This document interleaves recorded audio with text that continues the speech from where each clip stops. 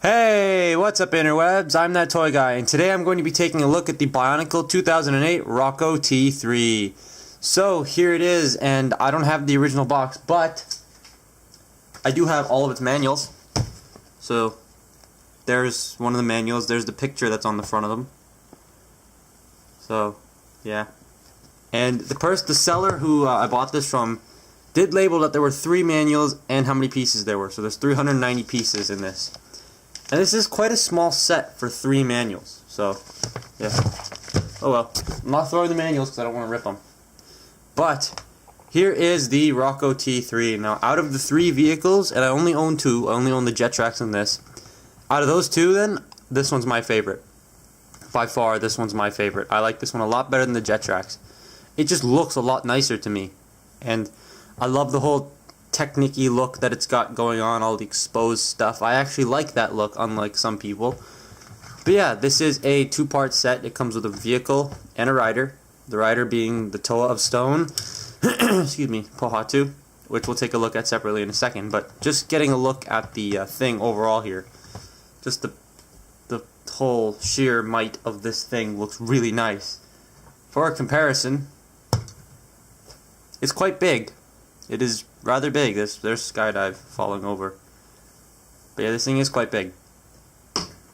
So let's take a look at the Toa first. Just get him off the handlebars here. Come on.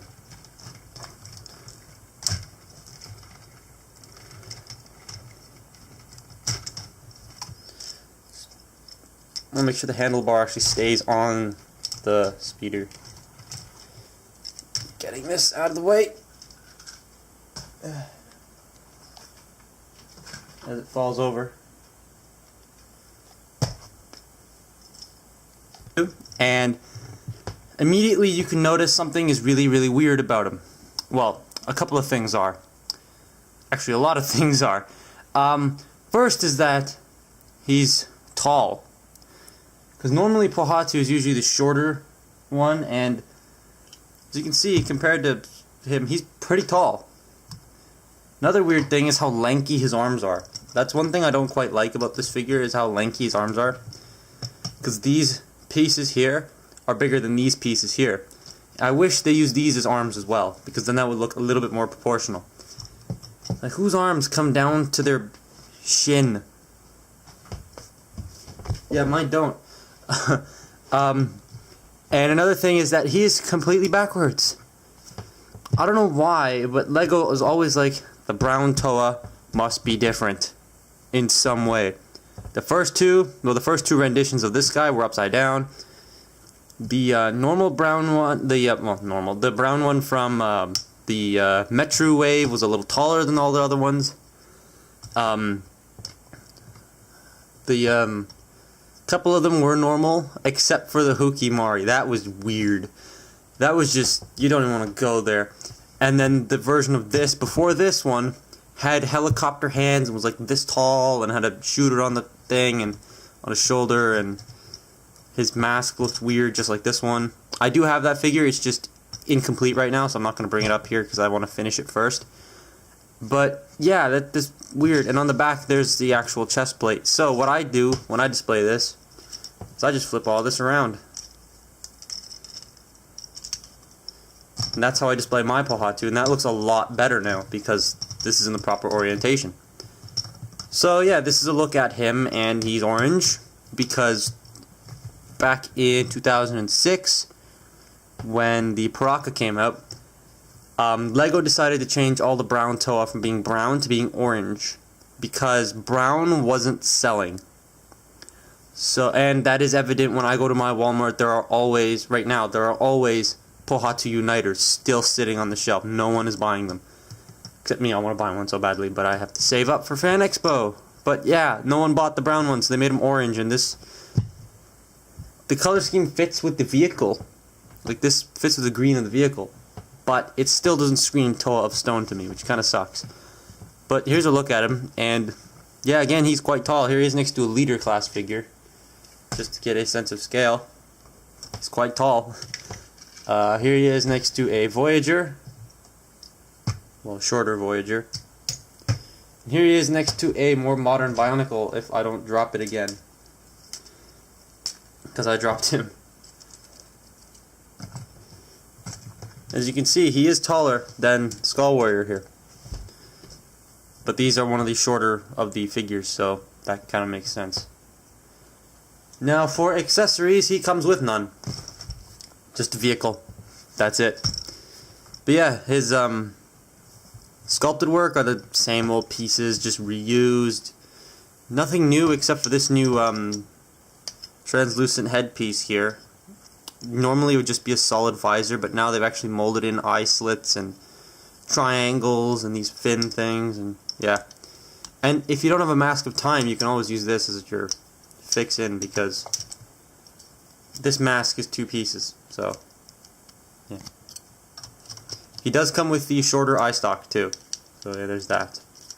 Now, articulation wise, the head ball joint can do anything a ball joint can do. It can look up that far, it can look down that much.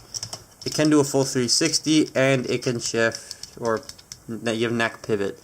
Arms can do a full 360, they can go out all the way.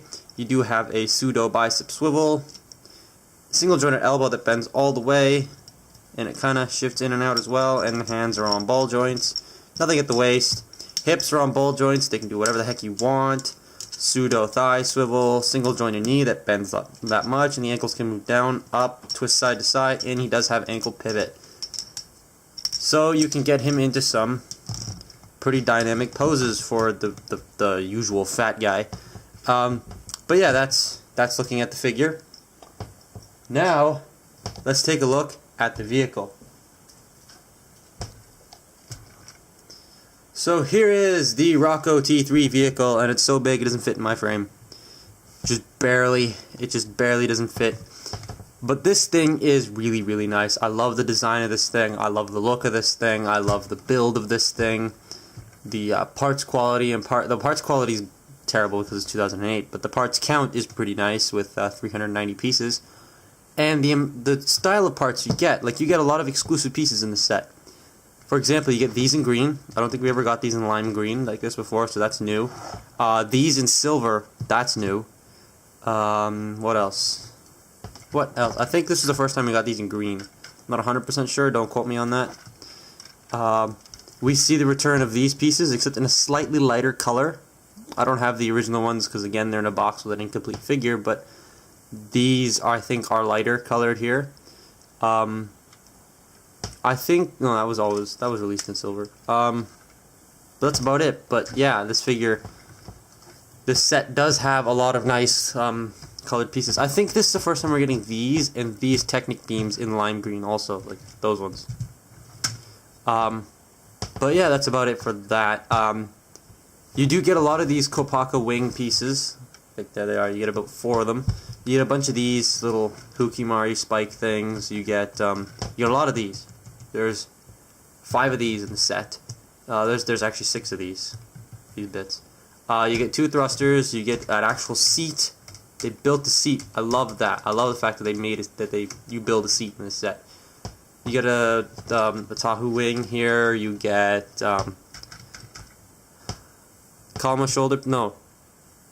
Motoro shoulder pads. I think these came with Motoro first.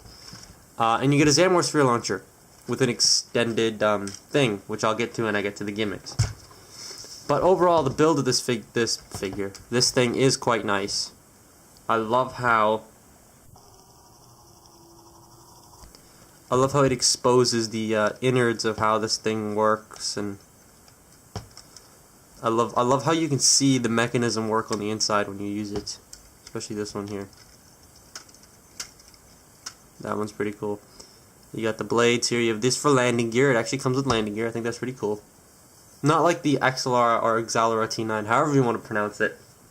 Doesn't come with like flip down landing gear. These are always here, but yeah, you have that. You got the knob at the back, which is an extra thruster. You have this massive thruster back here, along with the wing, and it spins for some reason. You have jetpacks on the back there. Just taking a look at the control console. This is basically the control console. These are the handlebars. Focus. Focus. Focus! Come on. I'll forget it.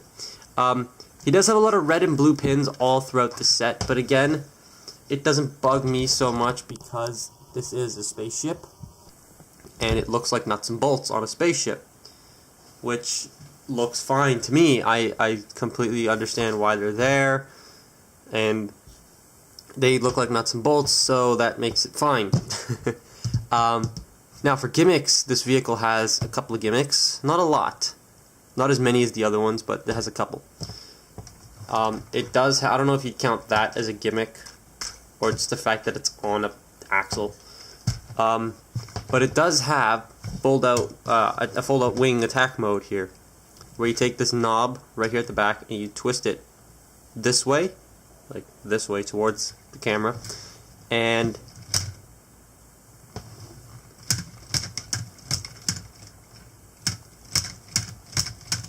you get wings with extra laser guns, and this actually has some system pieces in it, which I think is pretty cool. But yeah, I'll take a look at that from the front here. Closed, open, closed, open, closed, open, closed, open, closed, open, closed. Okay, you get it. But yeah, it looks really nice when they're compact because it completes the whole rounded look of the front end of the vehicle. But when you fold these down, it gives it that extra sort of attack and aerodynamic look to the thing, along with this big flat section up top here, and you can see the shooter at the top. So I think that's really cool. And yeah, it is using ski poles and two system translucent pieces. So that is pretty cool for the extra guns. Now, it has an actual firing gun that fires 1, 2, 3, that can fire 6 rounds. It can hold 7, but the 7th won't really go into the chamber. So yeah, now it does fire. So guess what we're gonna need? We're gonna need him. So we'll put him here. And to fire this, you just basically pull back on this lever, and in turn will push this forward, pushing this forward, pushing out the ball. It's basically a friction fire sort of thing, but they fire with a lot of force. So let's line up the shot. I think I broke something. No, okay. Line up the shot and fire. It is spinning right now. And it stopped. Good, okay. Where'd you go? Oh wow, he went really far. Okay, we have 5 of these left to do. So, fire! You know what? Where'd he go? Where'd he go? Here he is. Fire! Well, that didn't do much damage.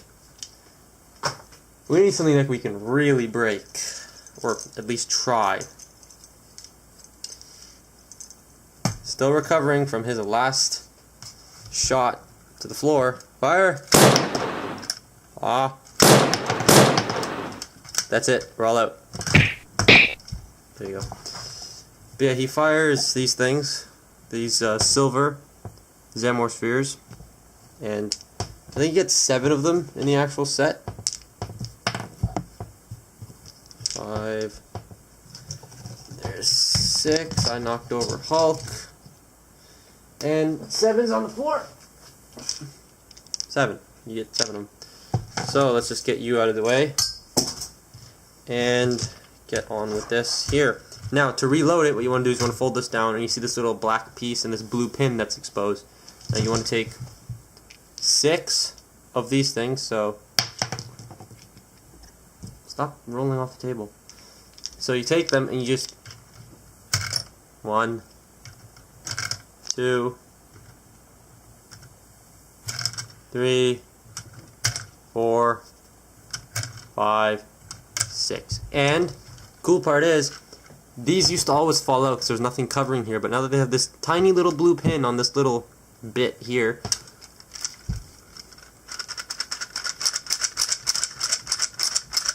nothing is... There you go, because the entire thing fell off. So nothing falls out of there unless the whole thing falls off. Ow. Which I think is one. See, this fell off. Not even these came out.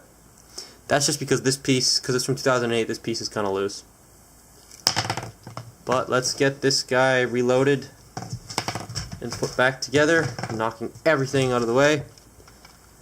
Just pegs in up top here, like so. 1, 2, 3, 4, 5, 6. Now he does have one little cool thing, and that's this right here. He does have a handle so that you can hold it like a gun and, you know, fire the trigger here. But I think that's pretty cool that they included a handle in here so you can go.